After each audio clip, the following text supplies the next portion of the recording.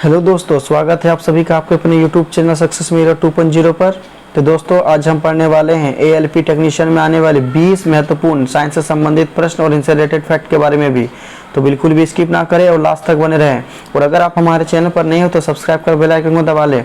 और लास्ट में मैं आपसे क्वेश्चन भी पूछूंगा जिसका आंसर आपको कमेंट बॉक्स में बतानी है। साथ ही आप हमारे टॉप 20 क्वेश्चन में कितना अटेम्प्ट कर पाते हो वो कमेंट बॉक्स में जरूर लिखेंगे। तो चलिए स्टार्ट करते हैं। हमारा आज का पहला सवाल है, निम्नलिखित में से कौन सा सही सुमेलित है। तो दोस्तों नीचे 4 ऑप्शन दिया गया है जिसमें हमें बतानी है कि कौन सा ऑप्शन हमारा सही सुमेलित है। चलिए देखते हैं। हमारा पहला ऑप्शन है, विद्युत बल का SI मात्रक किलोवाट मिनट होता है। तो क्या दोस्तों ये सही है? ये बिल्कुल ही गलत है। विद्युत विभव का SI मात्रक किलोवाट सेकंड होता है। क्या ये सही है? ये भी हमारा गलत है। विद्युत ऊर्जा इसकी SI मात्रक किलोवाट घंटा होता है। क्या ये सही है? तो दोस्तों ये हमारा सही है। विद्युत ऊर्जा का SI मात्रक क्या होता है? किलोवाट घंटा होता है, जबकि विद्युत शक्ति का SI मात्रक किलो घंटा नहीं होता। ये भी हमारा गलत है। यानी इस प्रश्न का सही उत्तर हमारा ऑप्शन नंबर सी हो जाएगा। हमारा अगला सवाल है, निम्नलिखित में से कौन सा अंग वेल का मुख्य श्वसन अंग है। और दोस्तों ये बहुत ही इंपॉर्टेंट सवाल है और अक्सर स्टूडेंट इस प्रश्न में हमेशा गलती करते हैं। तो इसका सही उत्तर हमारा क्या हो जाएगा? ऑप्शन नंबर सी हो जाएगा। दोस्तों आप सोच रहे होंगे कि यहाँ पर हमारा आंसर कितना होना चाहिए? ऑप्शन नंबर बी होना चाहिए था, गलफड़ा। जबकि दोस्तों ये बिल्कुल ही गलत है।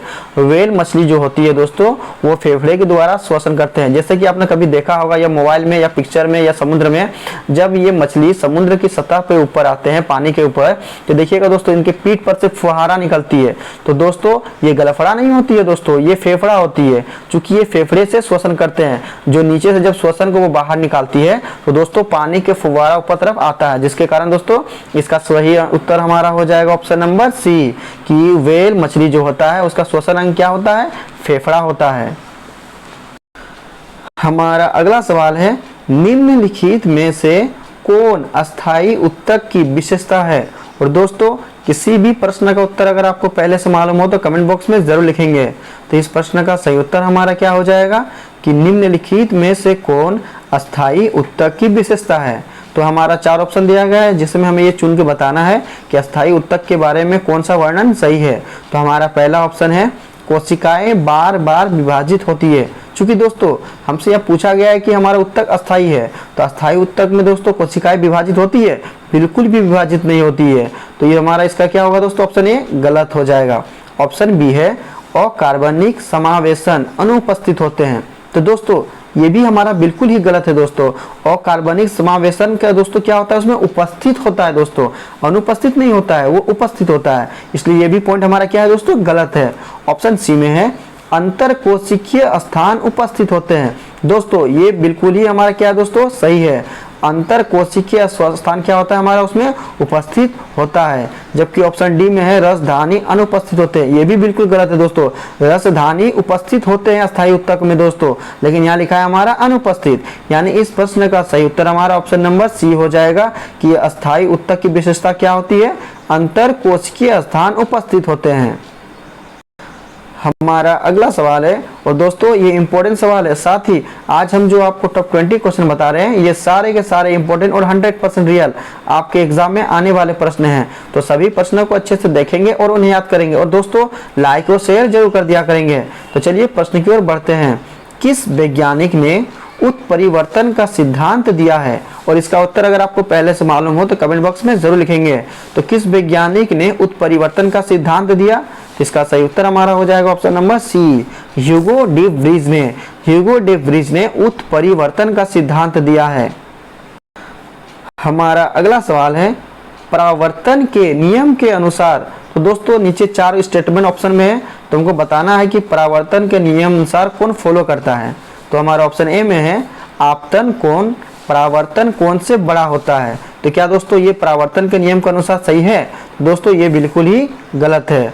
ऑप्शन बी में है, आपतन कोण परावर्तन कोण से छोटा होता है। तो दोस्तों क्या ये सही है?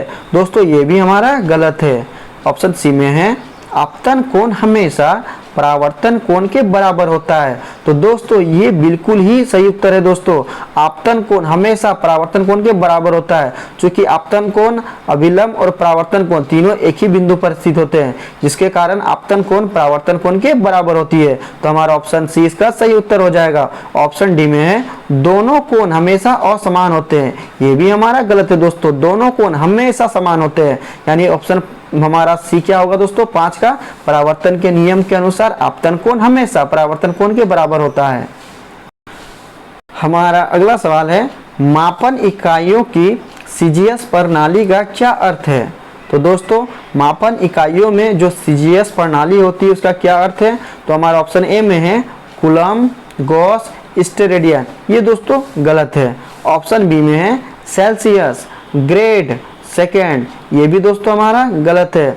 ऑप्शन सी में है सेंटीलीटर, गैलन और सीमेंस, ये भी हमारा दोस्तों बिल्कुल ही गलत है। ऑप्शन डी में है सेंटीमीटर, ग्राम और सेकेंड, ये दोस्तों हमारा सही उत्तर है दोस्तों। मापन इकाइयों की सीजीएस प्रणाली में दोस्तों सेंटीमीटर का वर्णन है, ग्राम का वर्णन है और सेकंड का वर्णन है, यानी इस प्रश्न का सही उत्तर हमारा ऑप्शन नंबर डी हो जाएगा। हमारा अगला सवाल है, और दोस्तों ये बहुत ही इंपॉर्टेंट सवाल है, और दोस्तों लाइक और शेयर जरूर कर दिया करेंगे। जो भी अभी तक लाइक नहीं किए वो लाइक कर देंगे, और जो चैनल पर नए हो सब्सक्राइब कर बेल आइकन को दबा लेंगे। और दोस्तों जितना ज़्यादा से ज़्यादा हो सके दोस्तों शेयर जरूर कर दिया करेंगे। तो चलिए प्रश्न की ओर बढ़ते हैं। वॉशिंग सोडा की एक सूट इकाई में जल के कितने अणु उपस्थित होते हैं। तो दोस्तों इसका सही उत्तर हमारा क्या हो जाएगा। ये बहुत ही इंपॉर्टेंट सवाल है कि वॉशिंग सोडा की एक सूट इकाई में जल के कितने अणु उपस्थित होते हैं।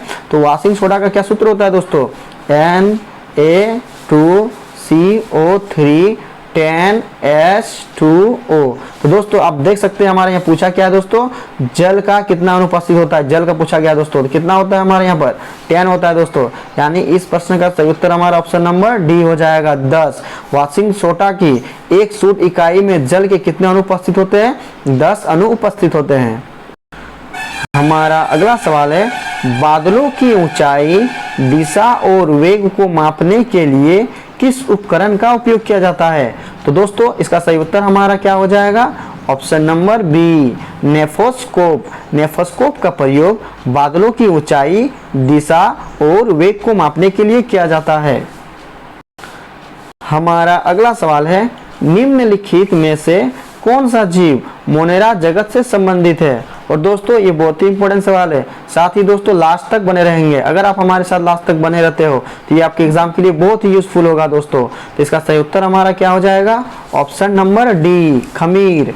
खमीर दोस्तों मोनेरा जगत से संबंधित नहीं है, क्योंकि दोस्तों मोनेरा जगत के अंतर्गत साइनोबैक्टीरिया, बैक्टीरिया और रॉड आकार का बेसिलस, ये भी दोस्तों हमारा क्या है, एक बैक्टीरिया ही है दोस्तों। ये सभी क्या होता है दोस्तों, मोनेरा जगत से संबंधित है। जबकि खमीर हमारा दोस्तों क्या है दोस्तों, ये कवक जगत से संबंधित है। हमारा अगला सवाल है निम्नलिखित में से किस विधि का प्रयोग करके हम बिलियन में से विलय को विभक्त कर सकते हैं। और दोस्तों इसका सही उत्तर हमारा क्या हो जाएगा, ऑप्शन नंबर बी वाष्पीकरण। वाष्पीकरण की प्रक्रिया का प्रयोग करके हम बिलियन में से विलय को विभक्त कर सकते हैं। हमारा अगला सवाल है अमाशय की भित्ति में उस परत का नाम बताएं जिसमें तंत्रिका और रक्त वाहिकाएं होती हैं। तो इसका सही उत्तर हमारा क्या हो जाएगा, ऑप्शन नंबर डी सब म्यूकोसा। सब म्यूकोसा अमाशय की भित्ति में उस परत का नाम है दोस्तों जिसमें तंत्रिका और रक्त वाहिकाएं होती है। हमारा अगला सवाल है रक्तचाप में उल्लेखनीय गिरावट से पीड़ित व्यक्ति को कौन सा हार्मोन दिया जाता है। तो रक्तचाप की गिरावट में पीड़ित व्यक्ति को कौन सा हार्मोन दिया जाता है। तो इसका सही उत्तर हमारा हो जाएगा ऑप्शन नंबर बी एड्रिनल ग्रंथि। दोस्तों एड्रिनल ग्रंथि क्या होता है दोस्तों, ये फाइट एंड फ्लाइट हार्मोन है दोस्तों, जिसे हम लोग बोलते हैं लड़ो एवं उड़ो हार्मोन। दोस्तों रक्तचाप में जब गिरावट होती है दोस्तों तो इस पीड़ित व्यक्ति को कौन सा हार्मोन दिया जाता है, एड्रिनलिन हार्मोन दिया जाता है। हमारा अगला सवाल है गैस्ट्रिक ग्रंथियों द्वारा स्रावित हाइड्रोक्लोरिक अम्ल एवं एंजाइम किस क्रिया को सुविधाजनक बनाता है। तो दोस्तों ये बहुत ही इंपॉर्टेंट सवाल है। तो गैस्ट्रिक ग्रंथियों द्वारा स्रावित हाइड्रोक्लोरिक अम्ल एंजाइम किस क्रिया को सुविधाजनक बनाता है।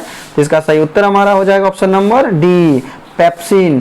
पेप्सिन को दोस्तों पॉलीपेप्टाइड तथा एमिनो अम्लों में परिवर्तित कर देते हैं।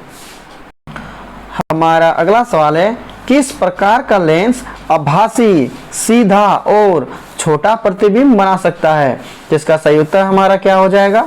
ऑप्शन नंबर बी, अवतल लेंस। अवतल लेंस में दोस्तों हमेशा प्रतिबिंब हमारा क्या होता है? आभासी होता है, सीधा होता है और छोटा होता है। हमारा अगला सवाल है, मलेरिया के नियंत्रण के लिए इस्तेमाल की जाने वाली मछली कौन सी है? और दोस्तों ये बहुत ही इंपॉर्टेंट सवाल है, तो इसका सही उत्तर आप हमें कमेंट बॉक्स में लिखेंगे। तो मलेरिया के नियंत्रण के लिए इस्तेमाल की जाने वाली मछली कौन सी है? तो इसका सही उत्तर हमारा हो जाएगा ऑप्शन नंबर बी, गेम्बुसिया। गेम्बुसिया मछली का प्रयोग मलेरिया के नियंत्रण के लिए की जाती है। हमारा अगला सवाल है, पानी के भीतर की वस्तुओं द्वारा उत्पन्न ध्वनियों को प्राप्त करने के लिए उपयोग किए जाने वाले उपकरण को निष्क्रिय प्रणाली को क्या कहा जाता है? तो दोस्तों पानी के भीतर जो वस्तु द्वारा उत्पन्न ध्वनि होती है उसे प्राप्त करने के लिए किस उपकरण का प्रयोग किया जाता है? तो इसका सही उत्तर हमारा हो जाएगा ऑप्शन नंबर बी, सोनार। सोनार का प्रयोग दोस्तों पानी के भीतर की वस्तुओं द्वारा उत्पन्न ध्वनियों की या हलचल को पता करने के लिए प्रयोग किया जाता है। हमारा अगला सवाल है, जब एक बस अचानक शुरू होती है तो यात्री पीछे की ओर धकेले जाने का अनुभव करता है।